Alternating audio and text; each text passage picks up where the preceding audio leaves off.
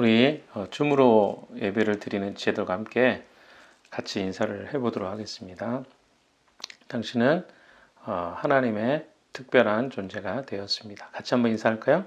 당신은 하나님의 특별한 존재가 되었습니다. 당신은 하나님의 특별한 존재가 되었습니다. 네, 아마 지금 이 시간이면 저희가 대만에서 우리 선교사님과 함께 예배를 드리고 있을 시간일 것 같습니다. 미리 말씀을 함께 나눌 수 있어서 너무 감사하고요.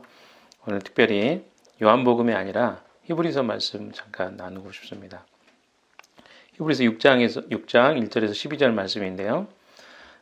제가 히브리서 말씀을 예전에 같이 나누다가 멈췄던 적이 있습니다.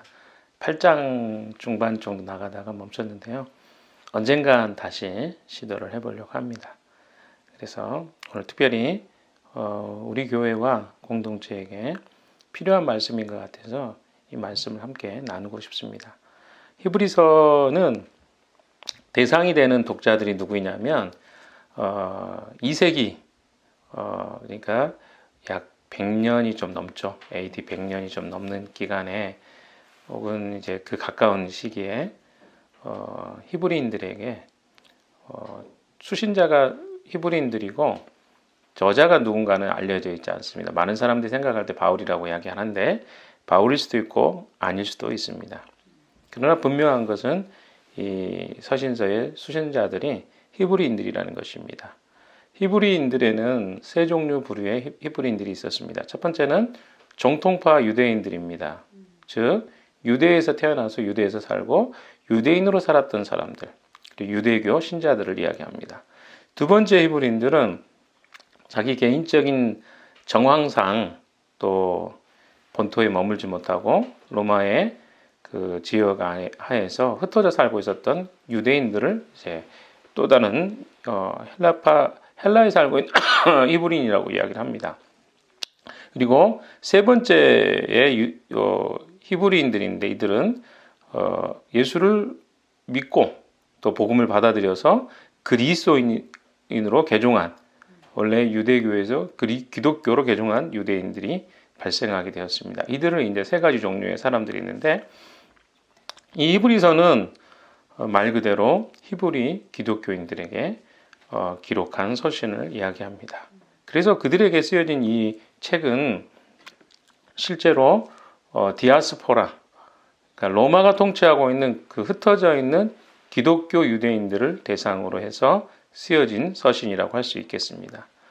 여러분 잘 아시는 것처럼 사도행전 2장에 보시면 사도행전 2장에 로마에서 왔던 그리스도인들이 그 베드로가 설교하는 그 설교도 듣고 또 사도들의 가르침도 받고 나중에 다시 자기가 살고 있는 땅으로 다시 돌아갔습니다.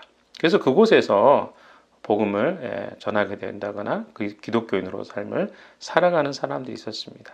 그래서 오순절 이후에 교회가 세워진 다음에 그 이후에 로마의 곳곳에 스며들어서 살고 있는 그리스도인들이라고 생각하시면 좋을 것 같습니다. 그런데 이들에게 조금 문제가 좀 발생했습니다. 어떤 문제냐면 그들이 살고 있었던 세상 속에서는 이방인들이 훨씬 많은 퍼센트의 사람들이 당연히 살고 있었겠죠. 거기에 그리스도인들은 상당히 적은 1세기 그리스도인들 인구가 얼마나 될까 했을 때 10,000명이 조금 넘는다고 하기도 하고 10,000명 정도 된다고 하기도 하고 그렇습니다. 그러니까 10,000명 플러스 마이너스 이렇게 생각하시면 될 것 같아요. 여러분 생각해 보십시오. 우리가 지금 한국 땅에서는 굉장히 많은 크리스찬이 있음에도 불구하고 우리가 기독교인으로 세상에 산다는 것은 사실 어렵지 않습니까? 그런데 1세기 그리스도인들은 어땠겠습니까? 10,000명도 안 되는 그리스도인들이 세상 속에서 이교도 또 이방인들과 살아간다는 것은 굉장히 어려운 일이었을 것입니다. 그래서 그들에게는 굉장히 어려운 사실들이 직면되어 있었습니다. 우리가 이제 이런 것들을 싱크로티즘이라고 이야기하죠. 싱크로티즘이라는 건 뭐냐면 어느 종교가 이렇게 만들어지게 되면 그 종교가 토착 세력들, 토속 종교 혹은 토착 세력들하고 믹스가 되는 거예요. 그래서 이런 토착 종교라든가 토착 세력들과 믹스가 되다 보니까 신앙이 굉장히 이상한 방향으로 흘러가는 거죠. 원래 가르쳤던 가르침하고 다른 모양으로 가르쳐지게 되는 것입니다. 예를 들어서 우리나라 같은 경우도 샤머니즘과 기독교가 믹스가 되다 보니까 샤머니즘적 기독교가 되는 어떤 부분들이 있죠. 그래서 그 특성 중에 하나가 우리가 잘 되는 거, 그래서 복 받는 거, 이런 것들이 이제 기복 신앙이 바로 거기서 기인된 거 아니겠습니까? 이런 시대적 상황 속에서 사실 우리에게도 비슷한 교훈이 있습니다. 첫 번째, 기독교인이 된 지 사실 오래되었고, 사실 이 시대 사람들은 목숨을 건다는 것은 시대에 맞지 않는 그런 요구의 사항이 되었습니다. 사실은 기독교는 처음에 1세기 때는 굉장히 많은 기독교 교부들 또 제자들이 순교도 당하고 이런 상황들 속에서 그 다음 세대거든요. 이 히브리 그리스도인들에게는. 그래서 이들에게는 목숨을 걸고 신앙생활을 한다 이런 것들이 실제로적으로 다가오지 않는 사람도 있었습니다. 물리적인 어떤 핍박뿐만 아니라 종교다원주의 이런 것들도 그들에게 굉장히 위기에 처할 수 있을 정도로 그들을 위협했습니다. 또 다른 사람들이 그리스도 외에 구원이 있다고 이야기하는 그런 내용들이 그들의 삶 가운데 굉장히 많은 영향을 주었습니다. 또한 그리스도인으로 산다는 것이 어떤 영적인 피로감도 있었던 것 같습니다. 그리고 또 뭔가 세대가 흘러가는 그런 가치관이라든가 흐름, 거대한 물이 흘러가는데 거기를 역행하는 것 같은 이런 마음까지도 존재했던 것입니다. 그래서 어떤 그리스도인들은 믿음에서 떠날 것들을 작정하는 사람도 있었고 실제로 그런 사람들이 나타나기 시작했습니다. 그래서 그들 안에는 하나의 배교의 역사와 또 배교의 흐름이 일어나기 시작했던 것 같습니다. 그래서 그 대표적인 이야기가 히브리서 10장 25절에 너희는 모이기를 패하는 어떤 이들의 습관과 같이 하지 말고 모이기를 힘써라 이런 내용이 나오잖아요. 그러니까 그들의 그 흐름 속에 과거의 기독교인들의 모습 속에는 함께 모이고 기도하고 또 공동체적인 삶을 살아가고 이런 것들이 굉장히 익숙했는데 이 당시 그리스도인들에게 위기가 닥쳤습니다. 그래서 모이는 게 무슨 의미가 있어? 혹은 모이지 말라고 요청을 받는다거나 또 모이는 것이 피곤하다고 느낀다거나 이런 일들이 발생하기 시작했다는 것입니다. 그래서 히브리서 기자가 모이기를 패하는 어떤 이들의 습관과 같이 하지 말아라 이런 이야기를 하고 있는 것이죠. 그래서 이것은 오늘날 우리에게도 그대로 적용이 됩니다. 우리의 시대는 이 시대와 어떤 부분은 유사하고 어떤 부분은 좀 차이가 있습니다. 우리 시대는 어떻습니까? 종교 다원주의가 굉장히 이 시대의 시대 사상이죠. 너도 옳고 나도 옳고 네가 나를 리스펙트 해주면 나도 너를 리스펙트 해주겠다. 그러니까 나의 삶에 터치하지만 노터치 나도 노터치 할게 뭐 이런 거죠. 이것이 지금 시대의 정신 아닙니까? 그리고 그리스도인으로 살아간다는 것에 피로감이 있습니다. 왜 기독교인들은 저렇게 살아? 좋지 않은 평가가 많죠. 기독교인들에 대한. 그러다 보니까 나 저렇게 안 살고 싶다. 그냥 그래 자유롭게 살면 어때? 그래서 어떻게 합니까? 종교를 또 기독교를 쇼핑하듯이 하죠. 필요할 때는 이 교회 갔다가 그렇지 않으면 저 교회 갔다가 그리고 때때로는 그냥 줌으로 예배드리는 게 편하잖아요. 뭐 이런 것들 실제로 우리의 시대 속에 나타나고 있는 현상입니다. 또한 거대한 세상의 가치와 흐름 속에 믿음으로 산다는 것은 굉장히 멀어 보이죠. 이렇게 산다는 것이 무슨 의미가 있을까? 이런 생각들을 하기도 합니다. 그래서 나타나는 궁극적인 현상이 뭐냐면 믿음이 자라지 않는 현상이라고 할 수 있겠습니다. 자, 오늘 이제 6장 1절에서부터 하나씩 살펴보겠는데요. 1장 1절, 2절에서는 6개의 항목이 나옵니다. 이런 거 하지 말라는 거죠. 첫 번째는 우리는 그리스도교의 초보적 교리를 제쳐놓고 성숙한 경지로 나아갑시다. 그러니까 초보적인 삶을 내려놓고 뭐로 가자? 성숙함으로 가야 된다. 이런 걸 이야기하고, 두 번째, 죽은 행실에서 벗어나는 회개와 하나님에 대한 믿음과 또한 세례에 대한 가르침과 안수와 죽은 사람의 부활과 영원한 심판과 뭐 이런 내용들이 쭉 나옵니다. 그런 것들을 다시 해서는 안 된다는 거죠. 그래서 이 6가지의 내용이 나오는데 그것들 하나씩 좀 살펴보려고 합니다. 히브리서에서는요, 그 중요한 주제 중에 하나가 유대교보다 탁월한 기독교의 우월성, 또한 예수 그리스도의 우월성을 아주 중심 주제로 다루고 있습니다. 그래서 여기서 강조하는 그런 내용들이 기독교의 탁월성, 그리스도의 우월성입니다. 중요한 주제 중에 하나죠. 그래서 지금 이제 6장의 1절 나가기 전에 여기서 중요한 그 강조 포인트가 있는데, 그러므로라는 말입니다. 그러므로라는 말은 앞에 나온 5장 11절에 14절에 기록된 것들을 되돌아 보아야 합니다. 그 대목을 좀 이해를 해야 여기에 나온 부분이 이해가 될 수 있기 때문에 그렇습니다.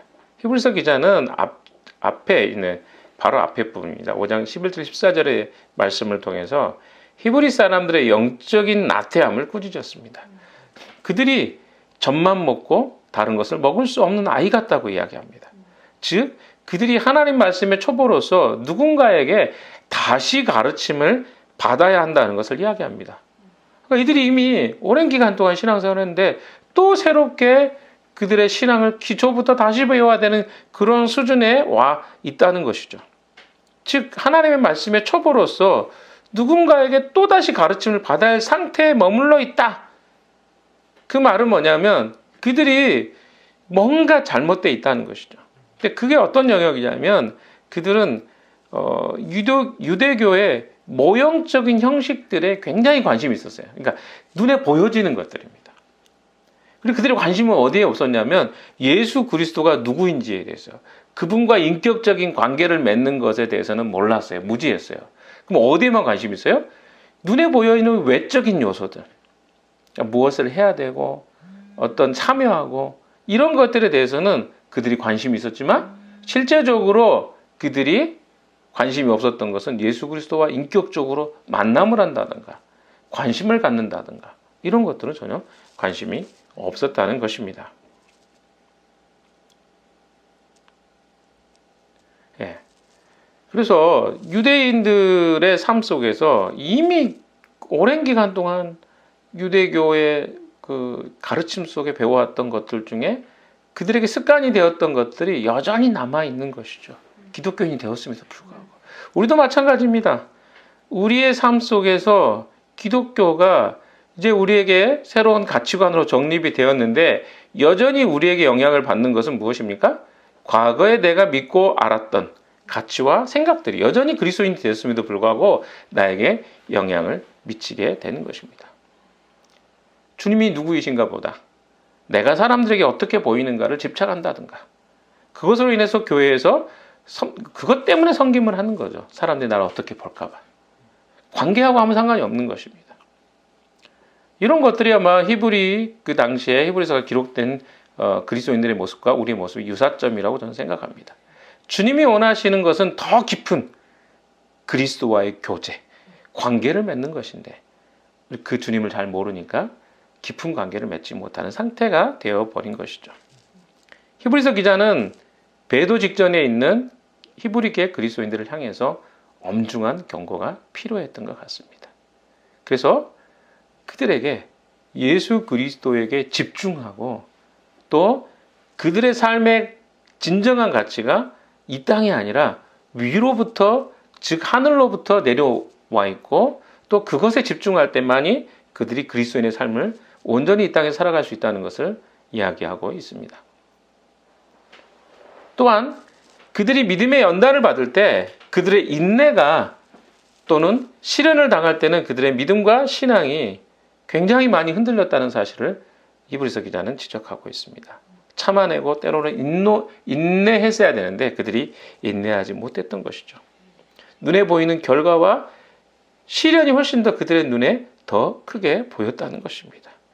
그래서 우리는 눈에 보이는 것에 집착하고 눈에 보이지 않는 소망에 관한 일들에 대해서 기다리라는 가르침을 받기 위해서 히브리서를 공부할 필요가 있습니다. 히브리서는요, 눈에 보이는 것이 아니라 눈에 보이지 않는 소망에 집중하라는 그런 강력한 메시지가 담겨 있는 것입니다. 히브리 그리스도인들의 상태는요, 그들의 영적인 삶에 대한 불만족과 또 현실적인 상황에 대해서 인내하지 못하는 그런 상태였습니다. 그런 이유 때문에 히브리서 기자는 4절에서 6절에 아주 엄숙한 경고를 할 수밖에 없었던 이유입니다. 자, 오늘 본문 세 가지 내용들을 좀 강조를 하고 싶은데요. 먼저는 1절에 말하는 완전한 대로 나아가라. 한번 1절 한번 볼까요? 1절. 완전한 대로 나아가라. 그러니까 성숙한 경지로 나아가라는 것이죠. 여기서 우리 세 번역에서는. 두 번째는 뭡니까? 1절에 3절에 이야기하는 그리스도의 도를 처벌을 버리고 나아가라. 처벌을 버리라는 거죠. 그 세 번째는 4절 6절에서 나오는 것은 배도자가 직면하게 될 그들의 운명에 대해서 히브리서는 이야기하고 있습니다. 1절부터 한번 볼까요? 예수 그리스도의 교훈의 원리를 버리는 것. 그러니까 우리가 기독교의 초보적 교리를 이제 버리라고 이야기합니다.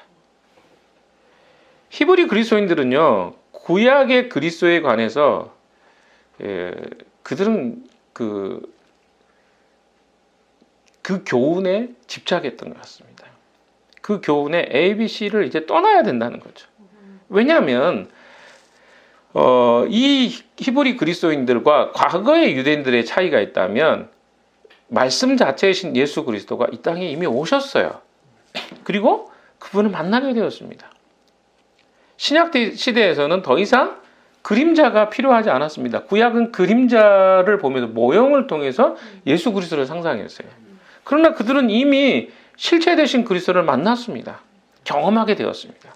그래서 그리스도를 만난 사람들은 더 이상 눈에 보이는 어떤 종교적인 의식에 집중할 필요가 없었던 것입니다. 그들을 통치하시고 직접 다스리시는 그리스도께 그들의 생각을 집중시켜야만 했던 것입니다. 그런데 그들은 어때요? 형식에 매여 있었던 것이죠.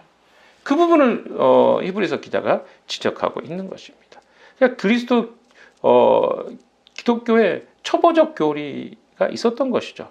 아주 초보적이고 기본적인 다 형식적이고 의식에 집착되어 있는 것을 이야기합니다. 2절로 한번 볼까요? 2절 한번 읽어보겠습니다. 시작. 세례 가르침과 안수와 죽은 사람의 부활과 영원한 심판에 관해서 다시 기초를 놓을 일이 없어야 하겠습니다. 예, 기초를 다시 놓을 필요가 없다는 거죠. 완전한 대로 나아가자는 말입니다. 예수 그리스도의 인격, 영광에 대해서 이미 하나님 말씀으로 그들은 이해를 했습니다. 이것은 성령에 의해서 마음에 주어진 주님의 지식입니다. 주님이 성령을 통해서 우리에게 그리스도가 누구인지 가르쳐 주셨어요. 근데 여전히 뭐예요? 그런 초보적 내용에만 그들이 관심을 갖고 있었다는 것입니다. 즉, 조금 더 쉽게 이야기하면 히브리 그리스도인들에게 이 말은 무슨 말이냐면 유대교적인 초보적인 삶, 즉 땅에 속한 그들의 가치와 생각들을 포기하라는 말이었습니다. 오늘 우리에게 이런 표현으로 이해하면 좋을 것 같습니다. 예수를 믿기 전에 우리의 마음을 사로잡았던 것들로부터 우리가 돌아서야 된다는 것입니다. 이제는 그리스도가 우리의 주인이에요. 과거에는 그냥 내가 나의 주인이었고 그냥 내가 나를 위해서 살았으면 됐어요. 그게 나의 배를 위하든 내 욕구를 위해 살든 그 상관이 없었습니다. 그러나 이제 우리는 그리스도인이 되었지 않습니까? 그러면 그 나라의 가치로 살아가라는 것을 이야기하는 것이라고 할 수 있겠습니다. 몇 가지 한번 좀 살펴볼까요? 죽은 행실을 회개한다는 게 뭘까요? 좀 어렵죠? 아까 기독교의 도를 초보를 버리라고 한 건 이야기했을 거예요. 죽은 행실을 회개한다는 건 뭘까요? 과거의 구약에서는 염소와 송아지의 피를 통해서 그들의 육체가 정결케 되었습니다. 레위지파들이 했던 의식 아닙니까? 왜? 소나 양이나 동물들을 통해서 그들의 죄가 사하는 것들을 레위인들이 행했습니다. 그래서 의식법을 통해서 그들의 행동이 깨끗해지는 것들을 그들은 믿었어요. 그래서 죽은 행실을 회개하는 것은 바로 그런 것입니다. 그런 행동이 아니죠. 그러니까 그냥 양을 팔아서 또 대신해서 내 육체가 깨끗해지는 이런 게 의식법이잖아요. 근데 이제는 그런 그런 회개에서부터 벗어나야 되는 그것만이 아니죠. 그건 이미 과거에 구약 시대의 하나의 율법이었고 의식이었습니다. 근데 여기 사로잡혀 있는 거죠. 여전히 지금도 어때요? 구약 시대로 살고 있는 거예요. 그들은. 이거 버리라는 겁니다. 두 번째, 세례인데요. 여기서 세례는 기독교 세례가 아닙니다. 성령의 세례도 아닙니다. 모세의 경륜 아래서 모세가 가르쳤던 몸을 씻는 의식, 정결 의례를 이야기하는 거예요. 그들이 생각할 때 유대교의 몸을 씻는 의식과 이 세례라는 말은 연관되어 있습니다. 우리가 말하는 기독교적 세례가 아니라 그냥 몸을 깨끗하게 씻는 행위. 그게 마치 우리도 그런 거 있잖아요.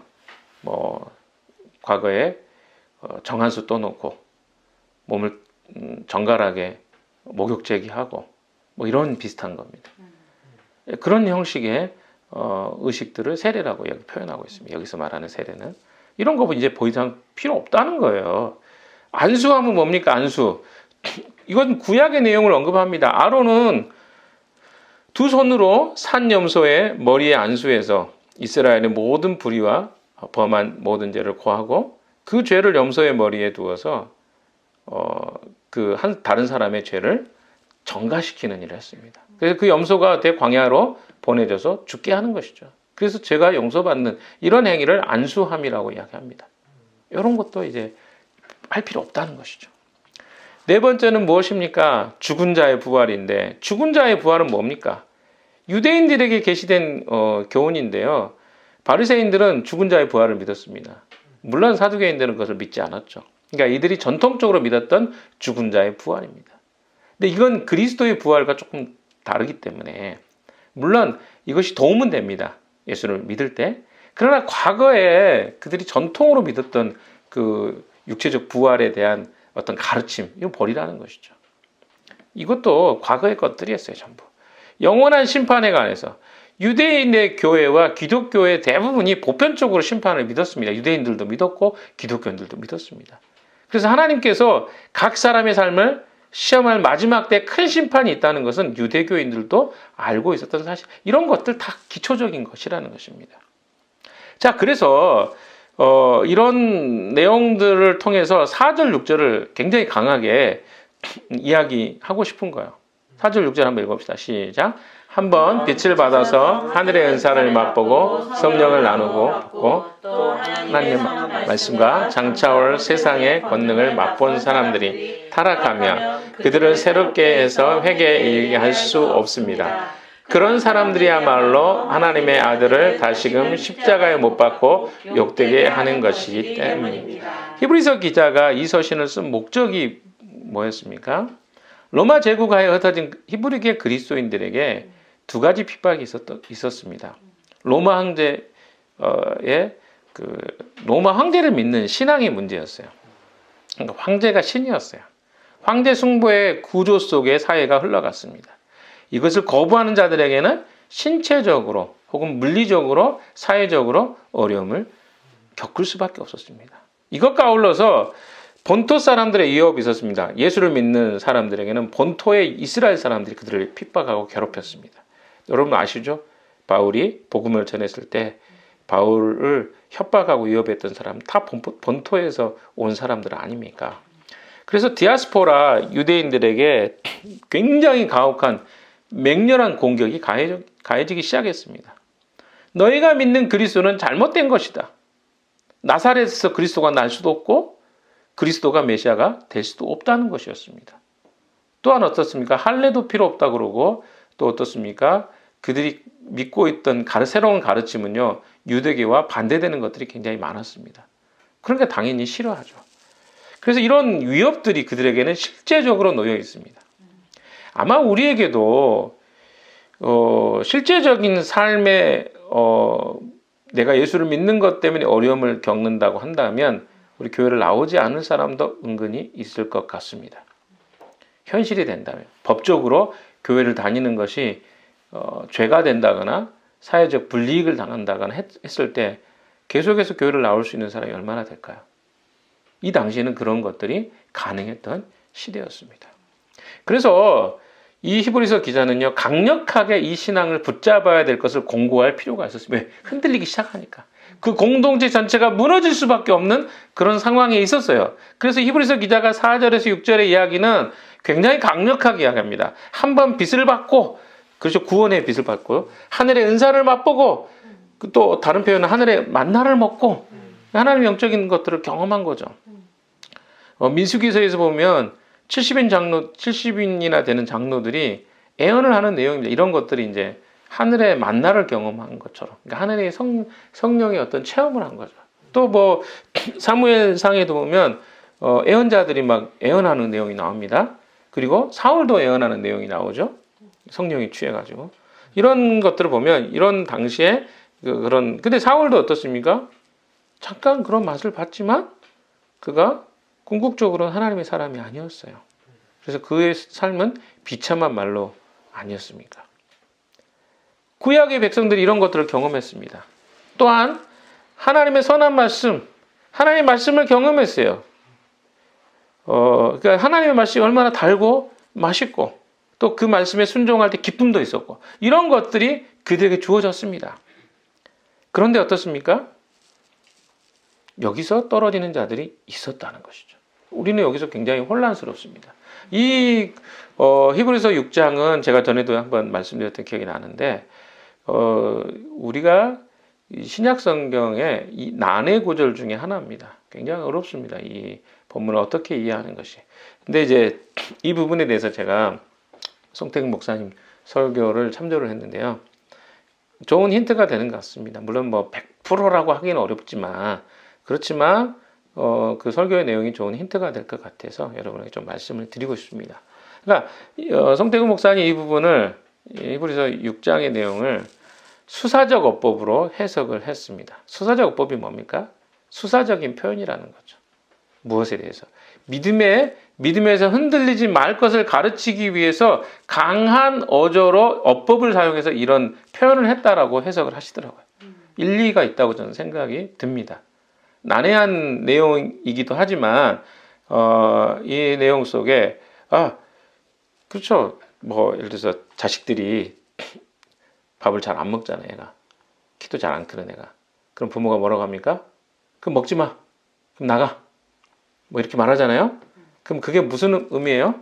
먹지 말라는 겁니까? 먹으라는 말입니까? 먹지 말라고 생각하는 사람은 부모와 관계가 안 좋은 사람들 가능성이 많습니다. 그 부모가 화가 나면 그렇게 이야기하죠. 하도 안 먹으니까 말을 그렇게 하는 거죠. 그러니까 그런 표현이라고 해석을 하는 거예요. 송태근 목사님은.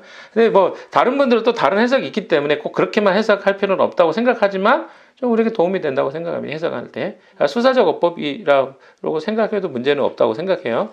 그래서 히브리서에 나오는 이런 권면은요. 히브리인들의 특별한 처지에서 이해해야 합니다. 이스라엘 사람들이 예수 그리스도를 메시아를 배척했잖아요. 그리고 사도들에 의해서 복음이 유대인들에게 전해졌습니다. 그리고 성령에 의해서 그들의 마음에 복음이 뿌려졌습니다. 그리스도가 그들의 마음에 믿어진 것이죠. 어떤 사람이라도 새로운 언약, 예수 그리스도의 복음에 들어가게 되면 어떻습니까? 이 그리스도를 내가 한번 믿었어요. 근데 그것을 의도적으로 또 의식적으로 그것을 포기한다면 주 예수 그리스도를 다시 십자가에 못 박는 것과 같은 것이라고 성경은 이해하고 있다는 것입니다. 다시 이야기해 볼까요? 우리가 복음에 대해서 새로운 언약과 그리스도인으로 영접을 했어요. 주님은. 진실로. 그런데 그가 마치 과거에 믿었던 이 신앙과 믿음이 헛된 것인 것처럼 만약에 그 다음에 삶을 살아간다면 그 삶은 예수 그리스도를 십자가에 못 박았던 유대인들의 악행을 우리가 행하는 것과 똑같다라고 성경은 이해하고 있다는 것입니다. 그래서 그 말은 뭡니까? 대안은 없다. 돌아갈 수 없다는 거죠. 한번 내가 예수를 믿었잖아요. 돌아갈 수 없는 강을 건넌 거예요. 아세요? 여러분의 믿음은 그런 것들입니다. 7절에서 11절은요, 하나의 좋은 예시를 저는 보여주고 있다고 생각합니다. 7절에서 12절 쭉 읽어보면 제가 읽어보겠습니다. 땅이 자주 내리는 비를 흡수하여 농사 짓는 사람에게 유익한 농작물을 내주면 그 땅은 하나님께로부터 복을 받습니다. 1절에 6절의 내용을 7절 이하의 내용으로 조금 해석이 돼요. 8절에도 보십시오. 그러나 가시덤불과 엉겅퀴를 내면 그 땅은 쓸모가 없어지고 저주를 받아서 마침내 불에 타고 말 것입니다. 사랑하는 여러분, 우리가 이렇게 말하지만 여러분에게는 구원에 이르게 하는 더 좋은 것들이 있다는 것을 확신합니다. 하나님은 불의하신 분이 아니므로 여러분의 행위와 여러분이 하나님의 이름을 위하여 나타낸 사랑을 잊지 않으십니다. 여러분은 성도를 섬겼으며 또 지금도 섬기고 있습니다. 자, 이게 무슨 말인가? 간단하게 설명해 봅시다.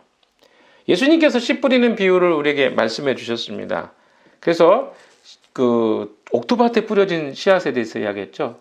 옥토밭에 뿌려진 사람의 차이가 무엇입니까? 그는 어떤 마음으로? 바르고 착한 마음으로 말씀을 듣고서 그것을 굳게 간직하고 견딤으로 열매를 맺는 자들이라고 이야기합니다. 그게 바로 옥토밭에 뿌려졌다는 말이에요. 복음이.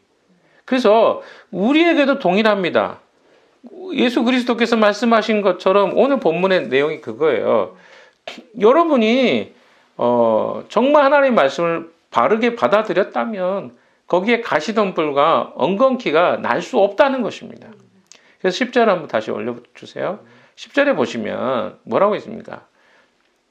우리의 열매를 보고 주님은 우리가 누구인지를 아십니다. 근데 뭘 하고 있어요? 10절에 보면 여러분들은 성도를 섬겼고 지금도 섬기고 있습니다. 그러니까 우리의 삶의 열매가 무엇이라는 거죠? 성도를 섬기고 사랑하고 돕고 있고, 그렇다면 여러분이 어떤가요? 이미 그리스도인의 삶을 여러분 충분히 살고 그 열매라는 거예요.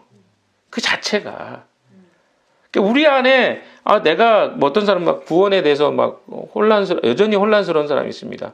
근데 여러분이 정말 그리스도인으로 살아가면서 하나님이 내게 허락하신 동역자들, 사랑하는 사람들을 내가 잘 섬기고 있고 돕고 있고 그들을 향해서 하나님의 마음으로 섬기는 삶을 살아가고 있다면 이미 우리는 어떤 사람이 열매를 맺고 있는 삶을 살고 있다고 성경은 이야기합니다. 굉장히 그래서 공동체가 중요합니다. 왜? 우리가 섬기는 대상이 옆에 있잖아요. 섬기는 대상이 없으면요, 어때요? 내가 열매를 맺었는지 안 맺는지를 알 수가 없어요. 그러나 어떻습니까? 공동체로 함께 존재할 때 우리는 우리가 도와야 될 대상이 누구, 사랑해야 될 대상이 누군지가 명확해져요. 그리고 내가 열매를 맺고 있다는 사실에 대해서 명확하게 이해하고 있습니다. 그러나 우리가 나 자신만 위해 살아가잖아요. 혼자 그 신앙생활 하지. 그럼 내가 지금 그리스도와 관계를 맺고 있는지 아닌지 객관적으로 확인할 방법도 없고 그것을 알 수 있는 길도 없다고 성경은 이야기합니다. 여러분이 지금 그리스도인으로 살아간다는 이 사실은요, 공동체와 함께 한다는 것은요, 너무나 축복입니다. 왜? 우리가 구원으로부터 떨어질 이유가 없어요. 옆에 꽉 붙잡혀 있잖아요. 물론 이 중에도 혹여 가라지 같은 사람이 있을 수도 있겠죠. 그건 우리가 몰라요. 그게 누가 가라지인지. 12제자들 중에 가론유다가 배신할까로 아무도 몰랐어요. 예수님이 이야기도 몰랐잖아요. 그러니까 우리의 몫은 뭐냐면 누가 가라지냐, 누가 알고 그냐 이걸 이야기하는 게 아니에요. 우리는 뭐예요? 여기에 열매 맺는 자의 삶의 그 모습처럼 우리가 바르고 착한 마음으로 어떻게 하는 거예요? 열매 맺으면 돼요. 굳게 간직하고 견딤으로 열매를 맺는다 그랬잖아요. 시험이 오고 시련이 오는 시간이 옵니다. 그때 우리가 해야 될 일은 무엇입니까? 우리가 붙잡아야 돼. 인내하고 견디면서 바르고 착한 마음으로 어때요? 열매 맺는 삶이에요. 그 열매가 뭡니까? 성도를 사랑하고 또 공동체를 사랑하는 거예요. 그것 안에 굉장히 큰 우리의 안정감이 있습니다. 구원의 안정감이 있죠. 왜? 열매가 그거니까. 사랑하는 여러분, 이 당시에 배교를 하는 사람도 있었습니다. 그들의 상태를 뭐라고 나쁜 땅이라고 이야기하고 있잖아요. 8절에. 거듭나지 않은 나쁜 땅에도 하나님은요, 하나님의 말씀과 세례와 하나님 복음의 역사들을 또 영적인 축복의 복을 비를 내려주십니다. 그러나 나쁜 땅은 어떻습니까? 하나님이 기뻐하시는 그런 열매를 맺지 못합니다. 도리어 뭘 냅니까? 엉겅퀴와 가시를 양산해 냅니다. 그들 안에 있는 육신의 정욕, 욕망, 욕구들이 이 하나님이 우리에게 쏟아 부어주시는 은혜를 다 잡아먹어 버리는 것이죠. 우리가 끊임없이 그리스도인으로서 뭘 해야 돼요? 자기 부인하고 과거에 내가 하나님을 떠났을 때 삶으로부터 우리가 벗어나고 애써야 될 이유가 뭐냐면 바로 우리는 하나님의 선한 열매를 맺어야 되기 때문에 그렇습니다. 결론입니다. 사랑하는 여러분, 우리가 떨어져 있는 동안에 우리는 철저히 스스로를 돌아보고 성찰하는 시간이 돼야 할 것 같습니다. 그동안 너무나 당연했던 것들이 이제 잠깐이지만 여러분의 삶 가운데 피부로 다가올 거예요. 영적인 것들이 잘 안 되고 육체의 욕망과 육체적인 것들로 여러분의 시간들과 삶들이 무료하게 보내질지도 모르겠습니다. 그만큼 환경이 중요한 것입니다.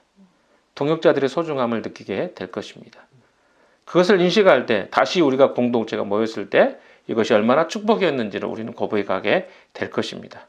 우리는 언제든지 넘어지고 쓰러질 수 있는 존재들입니다. 우리는 그런 환경에 둘러싸여서 살고 있습니다. 아무 무장 없이 우리가 공동체 밖으로 나간다면 우리는 너무 쉽게 우리 자신이 나약해지고 넘어지는 것을 보게 될 것입니다. 사랑하는 여러분, 우리의 믿음이 더 이상 율법이나 무엇을 행하는 것으로 세워지고 지켜져서는 안 될 것입니다.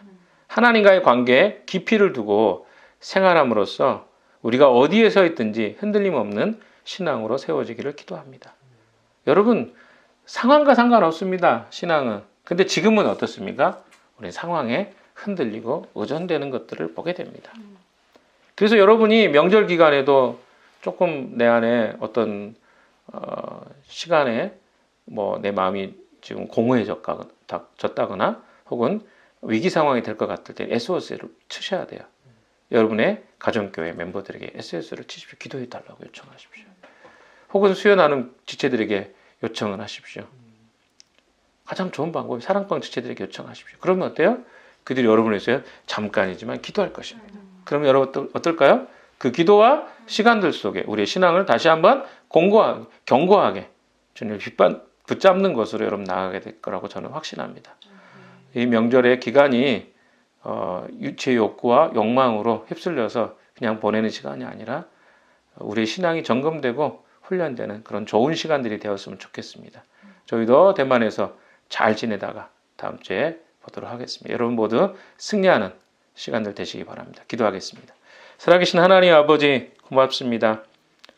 우리를 넘어지게 하고 유혹하는 세대 속에 우리는 살고 있습니다.